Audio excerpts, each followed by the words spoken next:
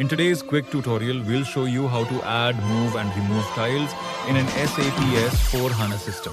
Your SAP Fiori Launchpad is your digital workspace, but not every app is one you use daily. To stay efficient, you need a homepage that's tailored to your specific workflow. Let's start by adding a new tool to your dashboard. First, navigate to the user menu and select the app finder. This is your catalog for every available application. Use the search bar to find the app you need.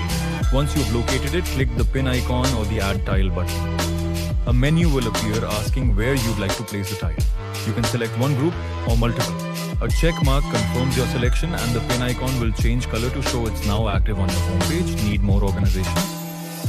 You can create a brand new group directly from this menu. Just click New Group, give it a name, and your app is instantly categorized. Once back on the homepage, personalizing the layout is simple.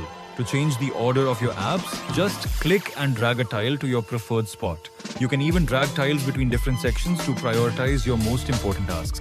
If your launchpad is getting cluttered, removing a tile is just as easy. Head back to the app finder and click on the colored pin icon of the app you want to remove. Simply uncheck the groups where the tile is currently located.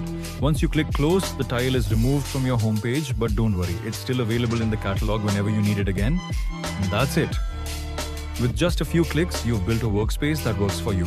For more in-depth guides and comprehensive SAP training, visit our website on www.anubhavtrainings.com or check out the links in the description below.